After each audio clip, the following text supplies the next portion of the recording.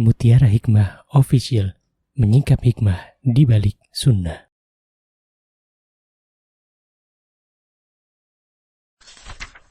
Salurkan donasi terbaik Anda untuk mendukung dakwah Mutiara Hikmah Official. Mau haji yang gak pakai antri? Daftar sekarang, insya Allah 2024 berangkat. Gratis keberangkatan umroh sebelum haji. Dibersamai oleh Ustadz Hanan Yasir dan juga Ustazah Imro'atul Azizah. Buruan daftar sekarang juga, sebelum harga naik.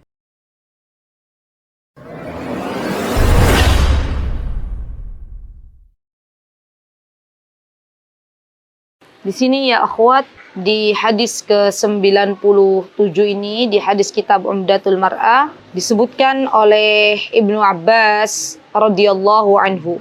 Ya, di sini tidak ada radhiyallahu anhu, tidak apa-apa, kita doakan ya semoga Allah meridhai Abdullah bin Abbas karena jasa beliau itu begitu besar untuk umat Islam. Subhanallah. Abdullah bin Abbas adalah putra paman Nabi kita Muhammad sallallahu alaihi wasallam. Beliau dari kecil dididik oleh Nabi kita Muhammad sallallahu alaihi wasallam. Masya Allah ya. Dan Rasulullah sallallahu alaihi wasallam termasuk seorang sepupu yang sangat sayang kepada Abdullah ibnu Abbas, Masya Allah. Dan beliau, Masya Allah ya teman-teman, Abdullah bin Abbas ini adalah sosok yang cerdas, Masya Allah. Maka dari itu, di banyak kesempatan, ketika Rasulullah SAW berjumpa dengan Abdullah bin Abbas, Rasulullah SAW, beliau senantiasa memberikan ujangan-ujangan terbaiknya, nasihat-nasihat terbaiknya untuk Abdullah bin Abbas ini. Masya Allah ya. Berarti di sini kita bisa mengambil sebuah pelajaran bahwa tidaklah Rasulullah SAW berdakwah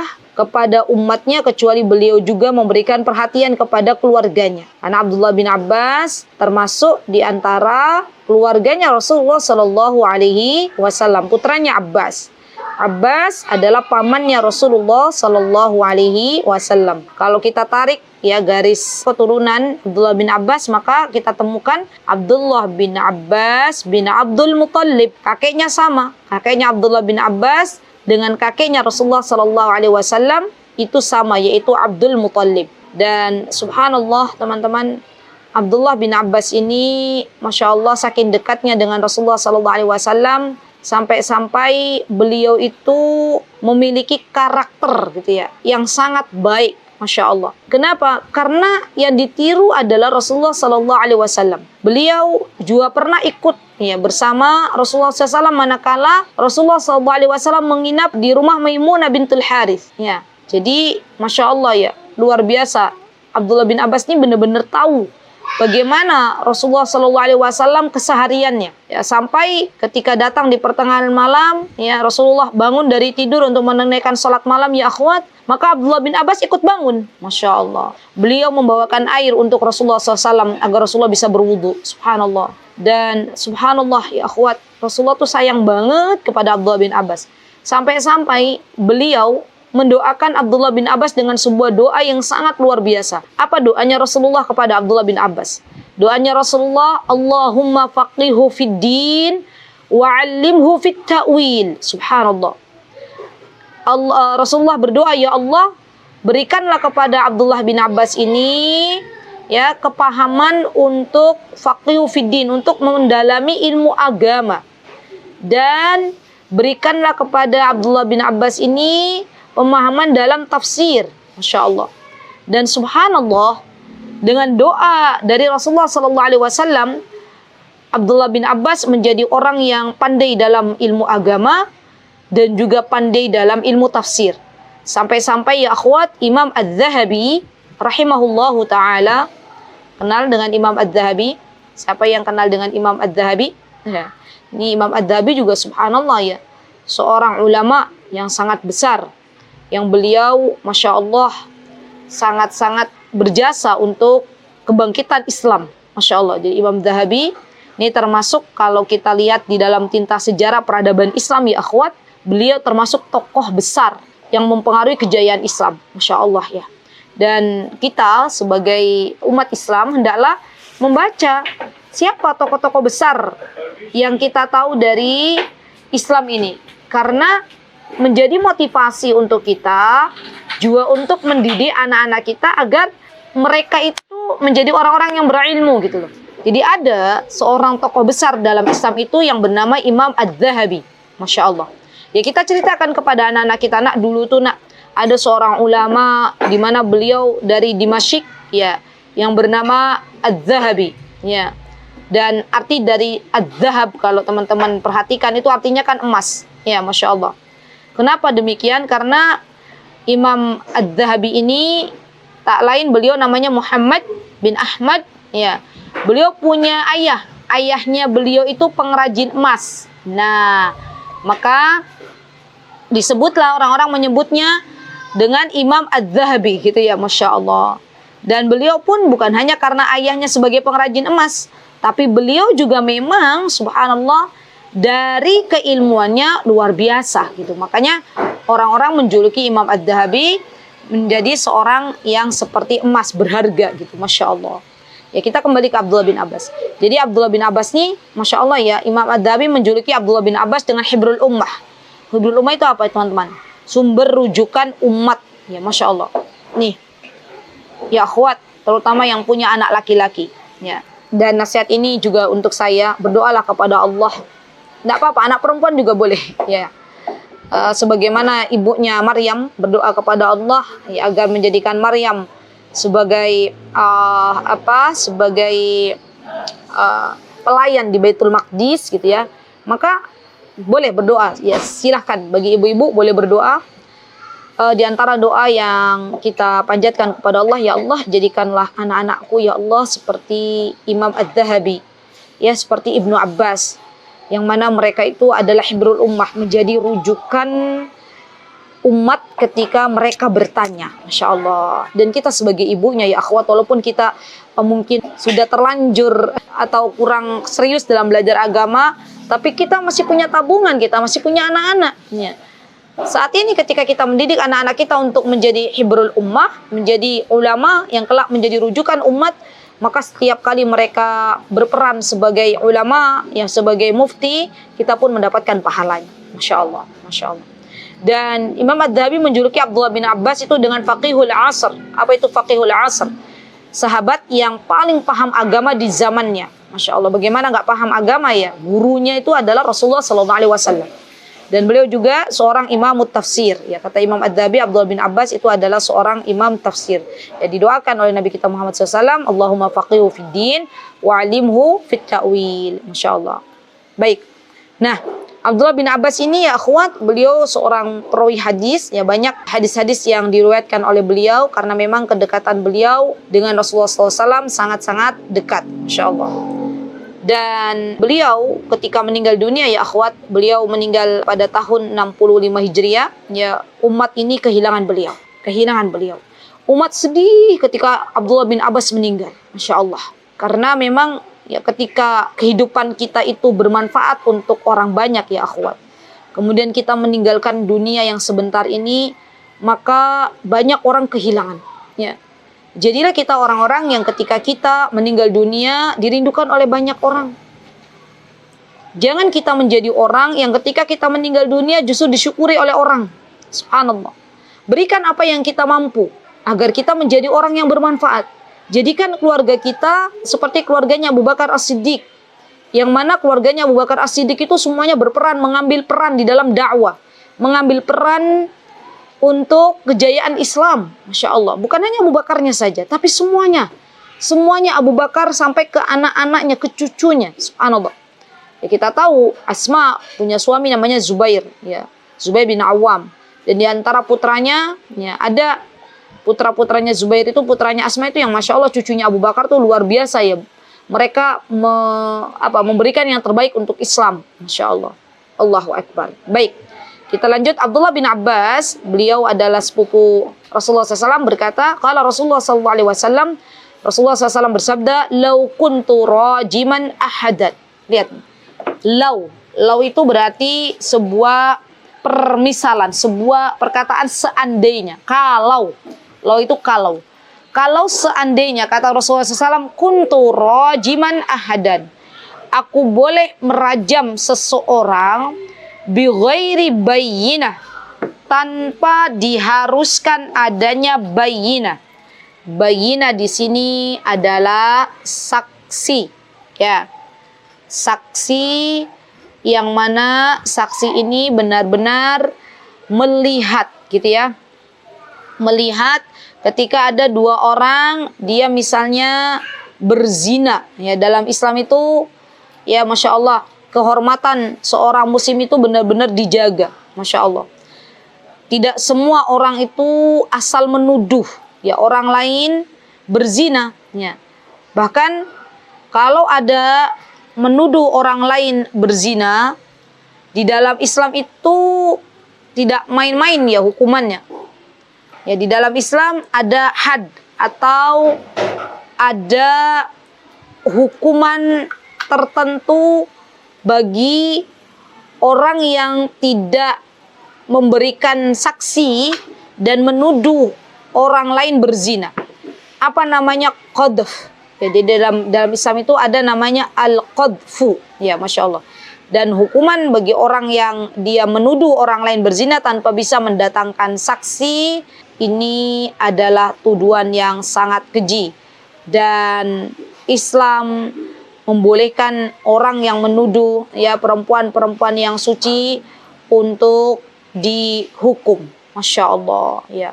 Dan teman-teman yang saya cintai karena Allah, tidaklah hukum Islam itu dijalankan di dalam syariat kita kecuali semuanya adalah untuk kemaslahatan umatnya.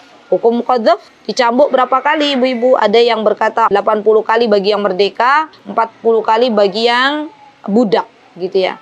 Dan hati-hati lisan ya. Hati-hati ya akhwat, termasuk dari masuk ke dalam tuduhan penzina itu ketika kita sangat mudah gitu dengan lisan mengatakan kepada orang lain wahai penzina, padahal belum jelas bukti bahwa dia berzina ya.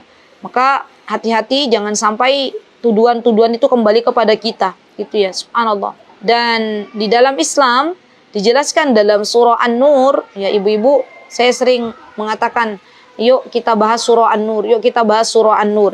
Karena memang dalam surah An-Nur itu banyak sekali ayat-ayat yang berkaitan dengan hukum tertentu. Ya, di antaranya masalah qadhf ini. Masalah qadhf Allah Subhanahu wa taala menjelaskan di dalam surah An-Nur, termasuk dalamnya didatangkan 4 saksi. Apa firman Allah Subhanahu wa taala? Allah Subhanahu wa taala berfirman dalam surah An-Nur ayat 4, "Walladzina yarmunal muhsanati tsumma lam ya'tu bi arba'ati syuhada." Ya, orang-orang yang menuduh wanita-wanita yang baik, wanita-wanita yang dia menjaga diri dengan perbuatan zina dan dia tidak mendapatkan atau tidak mendatangkan saksi. Saksinya berapa? 4. Ya. Kalau saksinya 2 diterima, belum. Maka kalau yang tidak bisa mendatangkan saksi, hukumannya apa? Kata Allah Subhanahu wa taala, "Wajliduhum tsamanina jaldah." Dicambuk berapa kali? 80 kali bagi yang merdeka. Wala taqbalu lahum syahadatan abada. Dan persaksiannya kelak nanti tidak akan bisa diterima lagi karena dia sudah mencederai seorang muslimah, dia sudah mencederai wanita yang baik-baik, wanita yang menjaga dirinya, dia telah menuduh dengan tuduhan yang keji. Ya, jadi hati-hati, ya akhwat, ya namanya lisan, jangan sampai kita menuduh orang, memfitnah orang dengan sesuatu yang dia tidak lakukan. Bahkan Allah Subhanahu wa taala menyebut di dalam surah An-Nur itu, ya siapa mereka yang menuduh wanita-wanita baik-baik berzina, wa ulaika humul fasiqun, dan mereka adalah orang-orang yang fasik. Ya. Orang yang fasik itu kalau ulama ada yang mengatakan ya sampai mengeluarkan dari ketaatan kepada Allah Subhanahu wa taala. Ya subhanallah. Jadi ngeri kalau sampai lisan kita itu tidak bisa dijaga. Ya. Ngeri kalau kita mengatakan kepada orang lain melakukan perbuatan-perbuatan zina fawahish tanpa mendatangkan saksi. Karena memang yang namanya rajam, hukum rajam bagi seorang wanita yang dia selingkuh, kan masih ingat ya teman-teman, kemarin masih ingat enggak pelajarannya? Kalau ada orang yang belum menikah, maka hukumannya apa? Hukumannya dipukul, ya. Tapi kalau ada orang sudah menikah, dia berzina, maka hukumannya apa? Dirajam. Nah, dan Rasulullah SAW mengatakan, kalaulah seandainya aku boleh merajam seseorang tanpa diharuskan ada saksi, bi ghairi bayyinah, la rajamtu fulana, maka aku sudah merajam fulana. Di Dulu ada memang di zaman Rasulullah SAW yang fulana yang dia gerak-geriknya mencurigakan. Rasulullah mengatakan faqad dhahara minha ar-ribatu. Ya, telah jelas, telah tampak. Dhahar itu telah tampak, telah jelas sesuatu yang dia ucapkan fi mantiqiha gitu ya. Sudah nggak ada lagi keraguan, sudah jelas apa yang dia ucapkan. Wahai atiha, gerak-geriknya juga sudah tampak. Wa man yadkhulu 'alaiha, dan juga laki-laki yang sering mendatanginya. Ya, hasbunallahu wa ni'mal wakil. Jadi memang ada ya wanita-wanita yang tidak baik dari zaman Rasulullah SAW sampai hari kiamat nanti. Ada wanita-wanita yang demikian. Maka doa kita ya akhwat, doa kita ya akhwat, kita minta kepada Allah al-afaf, al-ifah. Ya, kita minta agar Allah menjaga diri kita dari perbuatan-perbuatan yang tidak baik, termasuk dari perzinahan. Kita minta kepada Allah untuk Allah jadikan kita sebagai wanita-wanita suci yang bisa menjaga diri. Allahumma inna nas'alukal huda wat tuqa wal afafa wal ghina. Doa ini hendaklah sering dibaca. Bagus banget doanya. Apa yang kita minta kepada Allah? Allahumma inna nas'alukal huda, kita minta petunjuk, hidayah. Kita semua butuh hidayah. At-tuqa, kita minta ketakwaan kepada Allah. Kita semuanya butuh dengan takwa. Wal afa, kita minta kepada Allah untuk bisa menjaga diri kita baik-baik, kesucian, tidak selingkuh, tidak berpaling ke laki-laki lain. Na'udzubillah tsumma na'udzubillah, tidak berzina, ya. Wal ghina, dan kita minta kekayaan kepada Allah Subhanahu wa taala. Jadi doanya pendek tapi permintaannya langsung 4. Ya Allahumma inna nas'alukal huda wat tuqa wal afafa wal ghina. Kalau untuk domirnya saya, kalau tadi kan domirnya kami. Maka kalau domirnya saya, Allahumma inni as'alukal huda wat tuqa wal afafa wal ghina. Ya. Jadi ini penting ya akhwat. Dihafalkan dan diamalkan ya, terutama di waktu-waktu mustajab setelah azan kita baca ini ya, karena kita tidak tahu kapan ya waktu diijabahnya doa itu dan kapan doa-doa kita diijabah oleh Allah Subhanahu wa taala. Yang jelas kita terus berdoa kepada Allah dan kita berbaik sangka ketika berdoa kepada Allah bahwa Allah Azza wa Jalla mengijabah doa kita. Walaupun kita tidak tahu kapannya, yang jelas Allah akan memberikan yang terbaik untuk kita semuanya. Baik, jadi mulai sekarang ya akhwat, kita harus hati-hati dengan lisan. Jangan mudah menuduh orang lain. Ya, menjaga kehormatan orang lain itu adalah sesuatu yang penting. Apalagi menjaga kehormatan seorang muslimah. Maka ini adalah sesuatu yang kita perlukan. Ya subhanallah. Jadi penting sekali menjaga harga diri kita, juga harga diri orang lain. Menjaga diri kita juga menjaga orang lain. Menjaga saudara-saudara kita. Subhanallah. Dan tentunya ya akhwat, di zaman yang kita saat ini ada banyak ya syubhat menyambar-nyambar, subhanallah. Maka kita benar-benar perbanyak menyandarkan diri kita kepada Allah Subhanahu wa taala. Jaga diri kita baik-baik. Kita benar-benar berdoa ya Hayyu ya Qayyum bi rahmatik nastaghiitsu naslih lana sya'nina kullah wa la takilna ila anfusina tarfat ain. Banyak zikir ini. Ya la haula wa la quwwata illa billah. Kita banyak doa ini, masyaallah. Baik, kita lanjutkan untuk mengambil fawaid dari hadis ke-97. Apa yang dikatakan muallif? Yang dikatakan oleh muallif minal fawaid al-muta'alliqah bi mawdu'il hadis. Apa saja faidah-faidah yang bisa kita ambil dari hadis ini? Yang pertama, annal had la yuqamu bi ghairi bayyinah. Bahwa yang namanya hukuman, baik itu hukuman cambuk ya, hukuman rajam, hukuman apapun di dalam Islam, hukuman qisas, itu harus ada bukti, harus ada saksi. Tidak ada di dalam Islam itu hukuman yang tidak mendatangkan bukti, yang tidak mendatangkan saksi. Apa hikmahnya agar orang lain tidak mudah untuk mengajukan sebuah permasalahan? Kalau ada bukti, ada saksi, itu lebih menguatkan, insyaallah ya. Dan ini sebagai bukti untuk kita menjaga kehormatan, kemuliaan saudara kita. Yang kedua, anna mantuqal mar'a wa hayatiha wa man yadkhulu 'alaiha qara'in tadullu 'ala al-mustawa al-akhlaqi lil mar'a. Subhanallah. Kata Rasulullah SAW, ya gerak-gerik seorang wanita atau seorang wanita, ya gerak-geriknya mencurigakan, memasukkan orang lain yang bukan mahram ke dalam rumahnya. Itu menandakan bahwa wanita ini punya akhlak yang tidak baik. Menandakan wanita ini bukan wanita yang baik-baik gitu ya. Subhanallah ya akhwat. La haula wala quwata illa billah. Kita jangan melakukan sesuatu yang orang lain tuh akhirnya mengundang curiga gitu loh. Jadi sama-sama kita menjaga. Ya, kita harus bisa menjaga agar orang lain tidak menaruh curiga, kita pun tidak boleh curiga kepada orang lain. Ya. Jadi dalam Islam itu kita itu saling menghargai, kita saling memuliakan antara orang lain dan diri kita. Kita saling. Ya. Tidak ada dalam Islam itu subhanallah diajarkan kita merendahkan orang lain, kita menuduh orang lain, tidak ada. Kita saling menghargai, Masya Allah. Dan ketika wanita-wanita yang tidak baik, ya dia gerak-geriknya mencurigakan, maka ini mengundang suuzon orang lain untuk memberikan julukan yang tidak baik. Baik, yang ketiga adalah anna tabarrujal mar'a wa ikhtilatiha birijal wa khurujiha ma'hum ala niya qarinat adh-dhahira ala fisquha. La haula wala quwwata illa billah. Kata Syekh bahwa sesungguhnya seorang perempuan yang dia tabarruj, dia berdandan, dia bersolek, tapi bersolek berdandannya ketika keluar rumah, tentunya untuk orang lain, Masya Allah ya, penampilan seorang itu menunjukkan siapa dirinya loh ya akhwat.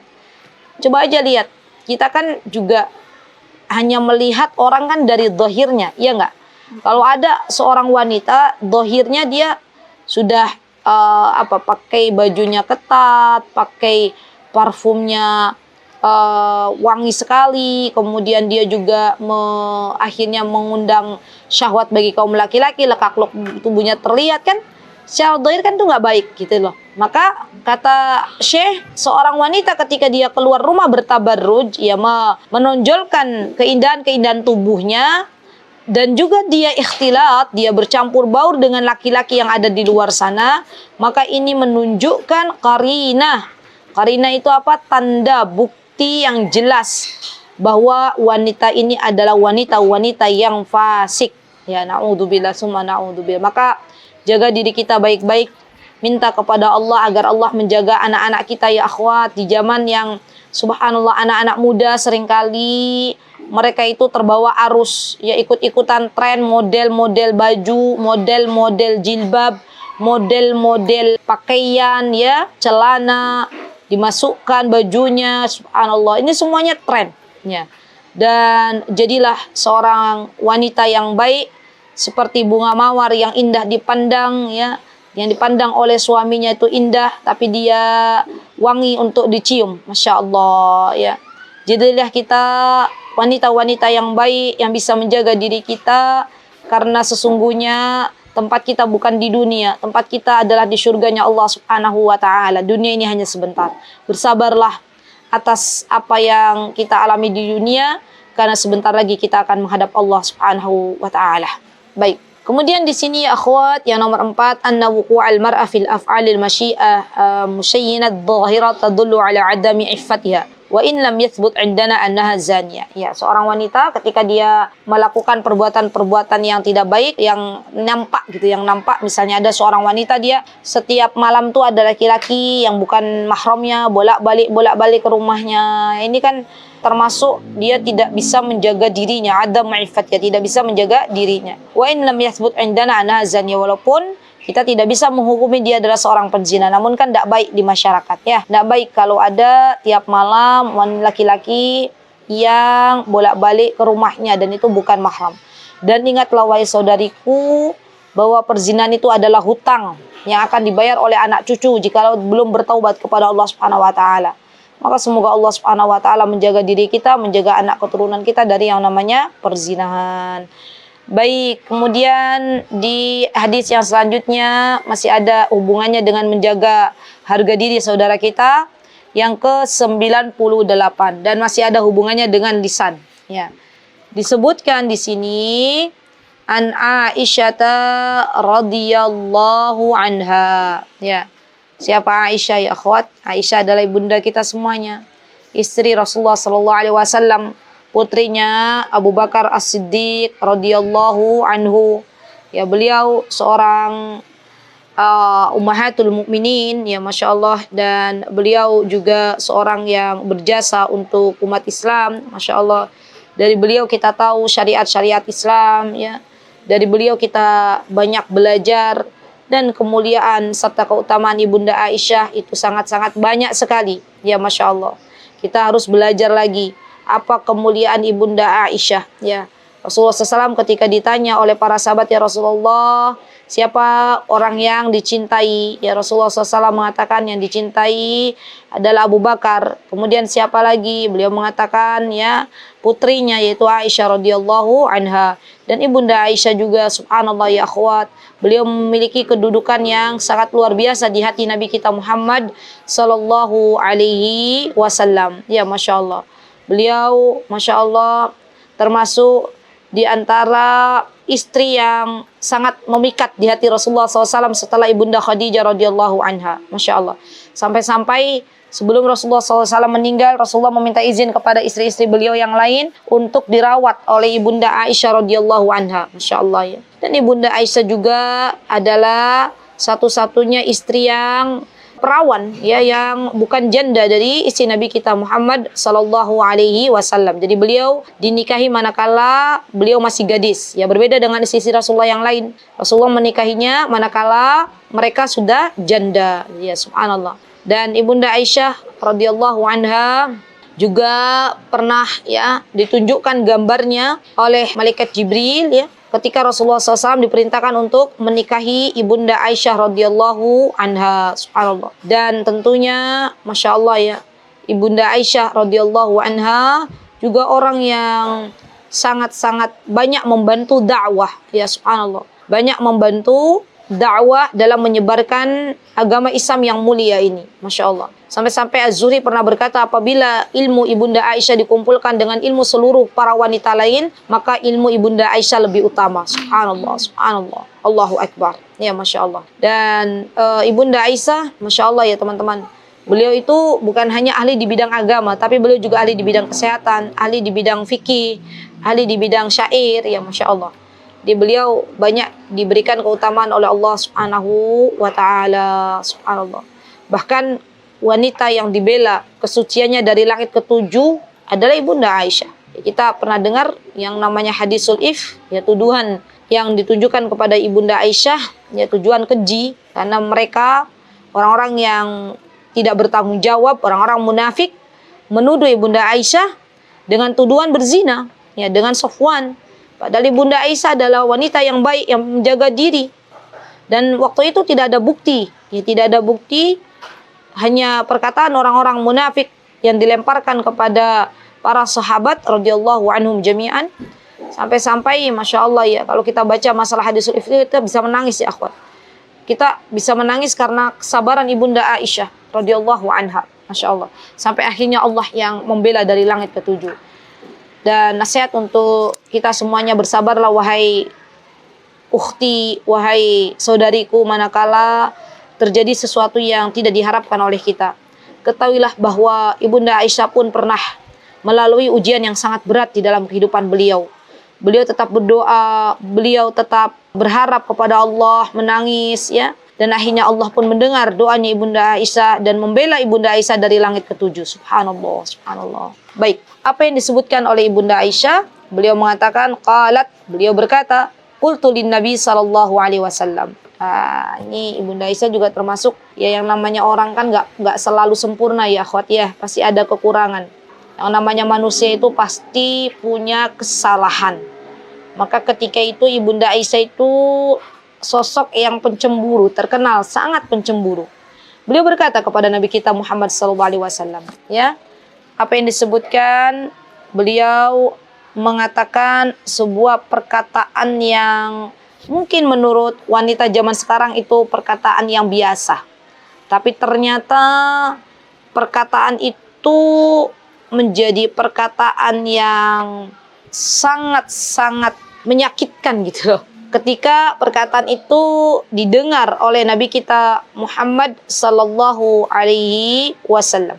Jadi disebutkan ya mohon maaf bahwa Ibunda Aisyah ini beliau pernah menggambarkan Sofia, ya.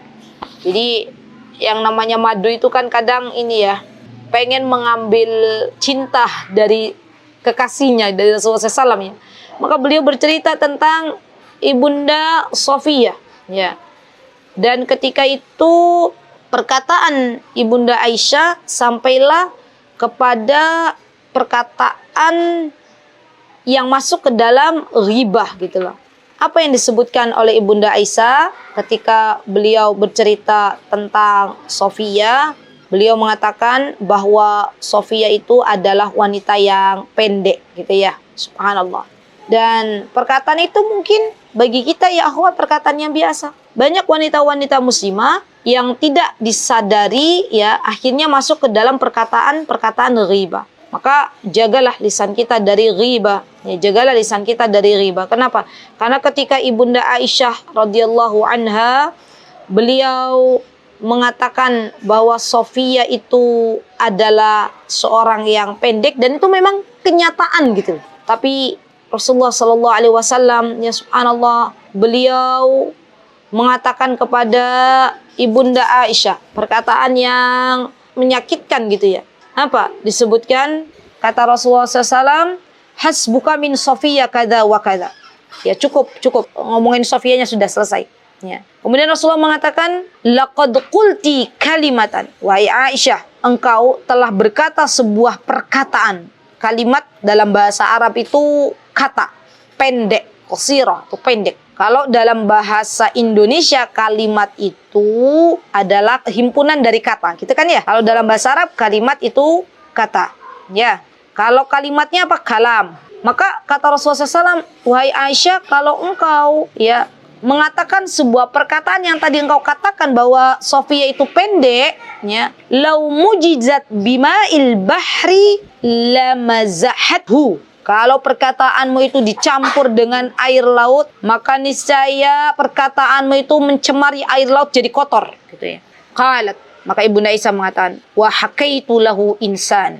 Ini Ibunda Aisyah yang berkata, aku telah menceritakan seseorang kepada beliau, seseorang ya, kepada Rasulullah SAW, maka Rasulullah mengatakan, faqala ma uhibbu anni hakaitu insanan wa anna li kadza wa kadza. Kata Rasulullah SAW, saya itu tidak suka ya kalau saya mendengar orang lain bercerita ya tentang aib seseorang meskipun diberikan sesuatu yang sangat wa anna li kadza wa kadza tuh meskipun dibayar dengan sesuatu yang banyak gitu. Tetap kata Rasulullah nggak suka kalau mendengar aib orang lain. Maka dari itu, di antara faedah yang bisa kita ambil di sini, ketahuilah bahwa yang namanya ghibah, yang namanya ngomongin orang itu tidak dicintai oleh Nabi kita Muhammad sallallahu alaihi wasallam. Rasulullah ketika ditanya ya oleh Abu Hurairah, ya apa ya Rasulullah, apa itu ghibah? Ya, maka Rasulullah SAW mengatakan, engkau menyebut saudaramu tentang apa yang ada padanya. Ya. Wahai Rasulullah, kalau memang itu benar, ya maka engkau sudah menggibai saudaramu. Tapi kalau tidak ada, maka engkau telah memfitnah saudaramu. Jadi memang ghibah itu sesuatu yang tidak diperbolehkan di dalam Islam. Termasuk ya diantaranya adalah menodai kehormatan kemuliaan saudara kita. Ya. Apa yang bisa kita lakukan ketika kita melihat aib saudara kita tutupi. Ya, kita tutupi. Kenapa? Karena orang yang menutupi aib saudaranya itu kelak akan Allah tutupi aibnya, Masya Allah ya. Dan banyak di antara kita ya, sebagai wanita yang terjerumus dalam dosa lisan ya akhwat. Dalam dosa lisan. Padahal kalau kita tahu ya Masya Allah, Allah itu memberikan lisan kepada kita itu adalah sebuah nikmat. Dan kelak apa yang kita ucapkan dari lisan-lisan kita akan dimintai pertanggungjawabannya di hadapan Allah Subhanahu wa Ta'ala. Oh iya, saya lupa ibu-ibu. Ini alhamdulillah Allah ingatkan. Jadi Sofia juga pernah tuh beliau mengadu kepada Rasulullah SAW. Apa yang diadukan Sofia? Kata Sofia, ya Rasulullah, nangis. Ya Sofia itu, ya Rasulullah, aku tuh pernah dengar ya bahwa Hafsah mengatakan kepadaku ya dengan perkataan yang menyakitkan. Jadi Hafsah pernah juga, Hafsah itu putrinya Umar, istrinya Rasulullah. Ini mereka tuh, jadi ibu-ibu jangan dibayangkan yang namanya istri Rasulullah tuh semuanya tuh nggak ada, keluarganya Rasulullah tuh semuanya tuh lurus-lurus saja. Ada juga adanya ketidakbaikan, itu ada yang namanya perempuan, ya akhwat, yang namanya perempuan itu sunnatullah ya, kadang cemburu ya. Termasuk Hafsah, beliau berkata kepada Sofia, apa yang disebutkan oleh Hafsah, ya. Hafsah mengatakan, ya, anti bintu Yahudi, engkau wahai Sofia anak Yahudi, gitu ya. Kemudian Sofia menemui Rasulullah SAW, fabakat, dia menangis. Kemudian dia bertanya, ya Rasulullah, gitu ya, Hafsah telah mengata-ngatai aku adalah anak Yahudi. Karena memang Sofia itu, beliau ayahnya Sofia ya akhwat adalah namanya Huyai binti Akhtab, ya Huyai binti Akhtab, Huyai bin Akhtab. Beliau seorang tokoh pemimpin dari kalangan Bani Nadir, ya, dari kalangan Bani Nadir. Dan Sofia ini akhirnya, ya Masya Allah, beliau dinikahi oleh Nabi kita Muhammad Sallallahu Alaihi Wasallam. Jadi waktu itu Sofia dinikahi pada waktu perang Khaybar, ya. Sofia menjadi tawanan perang dan Rasulullah SAW menikahi Sofia, ya. Nah, ketika Hafsah mengatakan kepada Sofia, kamu adalah anak Yahudi, maka Rasulullah SAW membela Sofia. Kata Rasulullah SAW, ya, wahai Hafsah, ya, ketahuilah bahwa Sofia ini ibnatu Nabi. Wa inna ammiki Nabi. Ya Sofia, innaki ibnatu Nabi. Wahai Sofia, engkau itu anak keturunannya Nabi. Pamanmu seorang Nabi. Ya.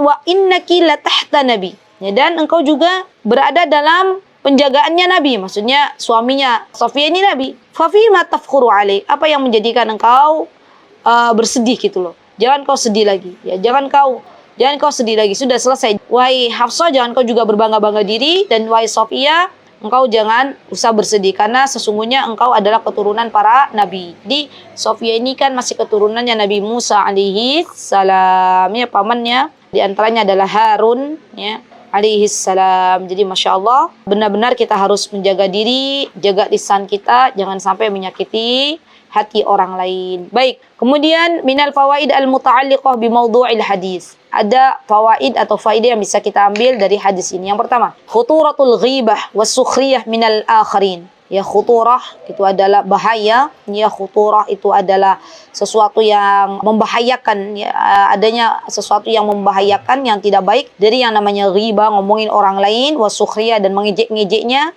kepada orang lain. Ya, ini tidak diperbolehkan. Dalam Islam itu nggak ada yang namanya pembulian, orang yang ngejek, orang yang membuli. Di dalam Islam ya dilarang, ya, dilarang untuk kita mengejek. Ya, jadi kalau subhanallah ya akhwat, kalau semua orang tua gitu ya, dia mengajarkan surah Al-Hujurat kepada anak-anaknya, terutama surah Al-Hujurat ayat 11, ya, maka saya kira biidnillahi ta'ala tidak ada anak-anak yang merendahkan orang lain, membuli orang lain. Kenapa? Karena dia sudah belajar tentang adanya larangan mengolok-olok, larangan merendahkan orang lain, larangan membuli. Ya. Siapa yang melarang kita untuk tidak mengolok-olok? Di antaranya adalah Allah Subhanahu wa taala. Apa kata Allah Subhanahu wa taala dalam surah Al-Hujurat ayat 11? Boleh dibuka ya akhwat. Allah Subhanahu wa taala berfirman, "Ya ayyuhalladzina amanu la yaskhar qaumum min qaum." Wahai orang-orang beriman, janganlah engkau mengolok-olok orang lain, mengolok-olok kaum yang lain. Asa ayyakunu khairam minhum. Sesungguhnya bisa jadi orang yang kau olok-olok itu lebih baik daripada mereka. Dan Allah subhanallah ya akhwat, biasanya kan, coba kalau kita perhatikan, biasanya nih, kalau di ayat lain kan, ya ayyuhalladzina amanu itu biasanya kan masuk dalam wanita ya. Laki-laki dan wanita itu masuk dalam ayat itu. Coba lihat di surah Al-Hujurat. Allah menegaskan kembali tentang perempuan. Apa kata Allah? Wala nisa'um min nisa'in. Dan juga wahai para wanita, janganlah engkau mengolok-olok wanita yang lain. Asa ayyakunna khairam minhun. Bisa jadi wanita yang kau olok-olok itu lebih baik daripada engkau yang mengolok-olok, ya. Subhanallah. Kemudian Allah menerangkan apa? Wala talmizu anfusakum wala tanabazu bil alqabi salismul fusuq ba'dal iman wa man la yatub fa ulaika humudz zalimun. Sampai selesai ayat Al-Hujurat ayat 11. Baik. Kemudian yang kedua, taqlidu harakatin nas nau'un minal ghibah. Ini dia nih. Mengikuti gerakan manusia, maksudnya mengikuti gerak-geriknya manusia itu termasuk juga dari ghibah. Ya, jadi kita boleh kita curiga tapi sambil ada bukti gitu, bukan hanya curiga tanpa ada bukti. Baik, kemudian yang ketiga istinqasun nas fi khalaqatihim nau'un minal ghibah. Ya, kita merendahkan orang lain dalam penciptaan Allah itu juga termasuk dari ghibah. Dan di sini disebutkan bahwa ghibah itu sesuatu yang menyeramkan, ya. Di mana? Karena Rasulullah SAW mengatakan kalaulah perkataanmu wahai Aisyah dicampur dengan air laut, maka air laut itu menjadi kotor gitu, menjadi sesuatu yang tidak lagi bagus gitu ya, Masya Allah. Ini menunjukkan bahwa dosa ghibah adalah dosa yang besar.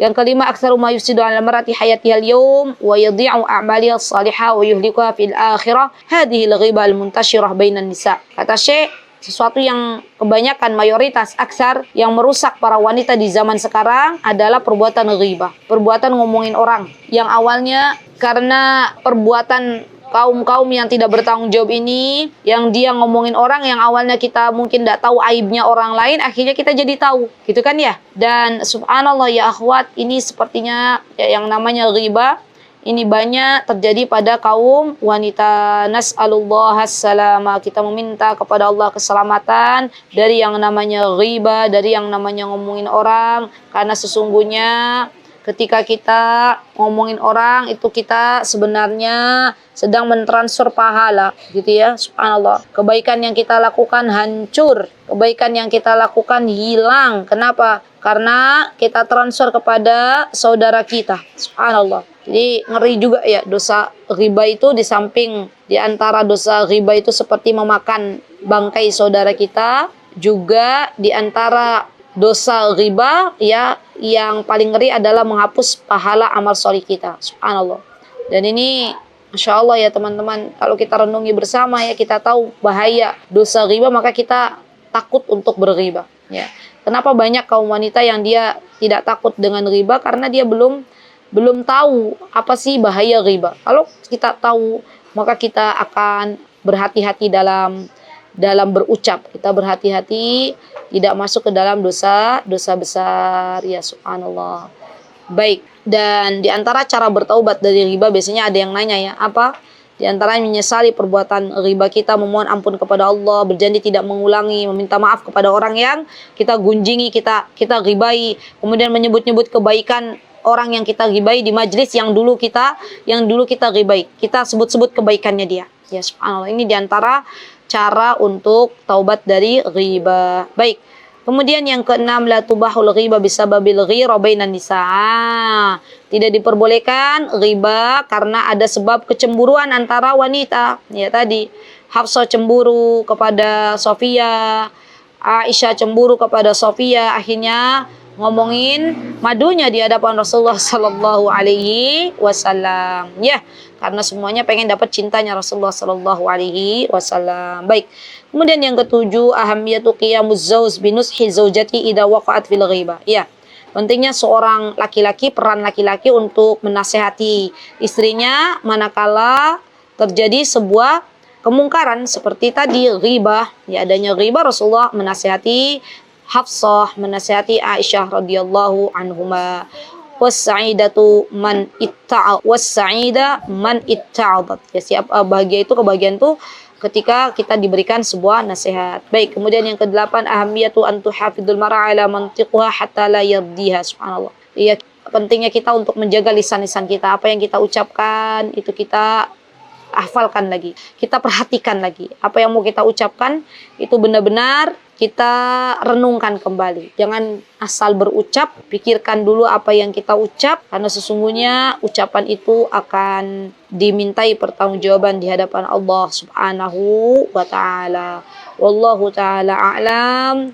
Itu yang bisa saya sampaikan dalam kesempatan yang berbahagia ini. Jikalau ada kebenaran datangnya dari Allah, jikalau ada kesalahan datangnya dari saya, semoga kita termasuk wanita-wanita yang Allah berikan petunjuk, Semoga kita termasuk wanita-wanita yang dijauhkan dari yang namanya riba, karena itu bisa merusak amal ibadah kita.